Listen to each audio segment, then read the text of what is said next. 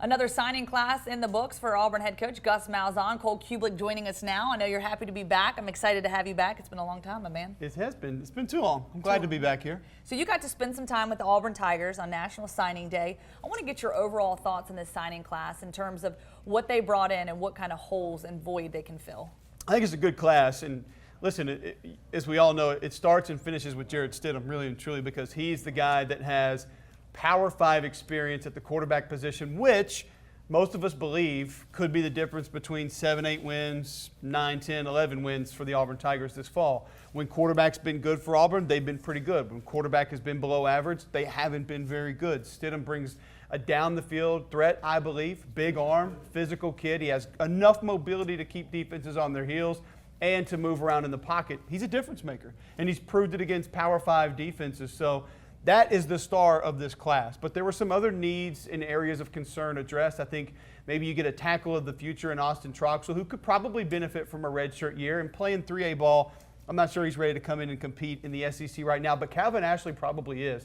He's an offensive lineman that, to me, is run game ready right now. Pass protection, something that I don't expect him to really be dominant in or be confident in right away, because it's such a different deal when you get against some of these edge rushers in the SEC. But he's big enough. He's got a great frame, nice length. I think he could come in and get meaningful snaps right away. Auburn likes to run that bonus tackle that lines up as a tight end a lot more, and I could see Calvin Ashley maybe fitting into that role. That's something Braden Smith did his freshman year. Got him meaningful reps. He got to understand game speed. And on the defensive side, I think T.J. Moultrie right here out of Birmingham, Alabama, is somebody who is going to be an impact player. He'll be able to do a lot of different things in Kevin Steele's defense. He's going to be an edge rusher, maybe a Jack Buck linebacker, and somebody who can attack the quarterback off the perimeter. Doesn't have ideal length like, say, an Arden Key or a Myles Garrett that we're used to seeing in the SEC, but T.D. Moultrie is explosive. And I know Kevin Steele is excited about him. He played strong safety his junior year in high school, so he'll back up and cover a little bit.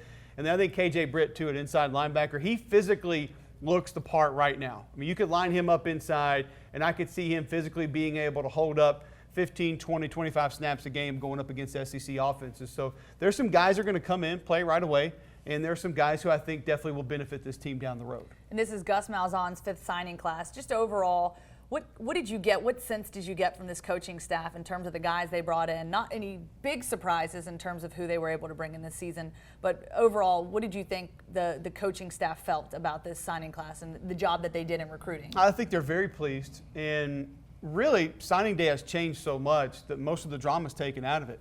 You look at Alabama and Auburn, there weren't many decisions that really came down to signing day. Markevius Bryant, Big Cat Bryant, big defensive lineman out of Georgia, is going to be a nice edge rusher one day for Kevin Steele. That was the big get on signing day. I think that sort of put the class over the hump. It was a good class, and Bryant was someone who could make it a great class. So I think that was a big get on signing day for Auburn. But you look at, to me, you build your team from the inside out. We mentioned K.J. Britt at linebacker, Markevius Bryant on the defensive line. T.D. Moultrie is going to play up close to the line of scrimmage. Troxell, Ashley, and you've also got another offensive lineman that's already there enrolled in school that's going to be able to go through spring practice, who I think ends up at center. He'll be able to contribute some, and then Stidham at quarterback. So building from the inside out, both lines of scrimmage, is where I think you need to build your football team to be successful. They met all those needs. Of this signing class, maybe somebody that's flying under the radar, not as highly touted as some of the others, who would you say really stands out to you that you think can maybe come in and make, if not an immediate impact, but have a pretty substantial impact on this team over the next 4 years? Yeah, I think a guy to watch this year will be Sal Cannella, a junior college tight end who comes in 6'6". Think C.J. Uzoma a couple years ago in this Auburn offense, someone who can stretch the middle of the field in the red zone, be a real matchup problem for 50-50 balls in the corner of the end zone.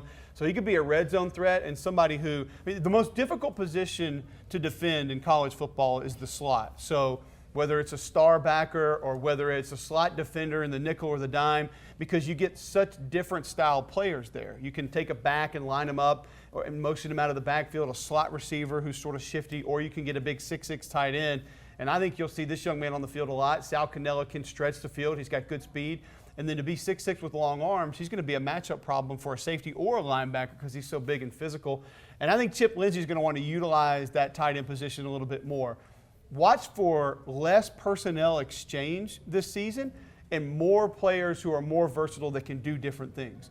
So if you have somebody who can line up as a tight end traditionally next to the tackle with their hand on the ground and then split out wide in the slot on the next play and then maybe even be an H-back 2 plays later, I think Chip Lindsey is going to want more of that to sort of disguise what he wants to do, not show tendencies and not allow defenses an advantage to be able to line up and match up with what he has on the field. Eyes and ears of the Auburn Tigers there. Thank you so much, Cole. Great insight, as always. I know.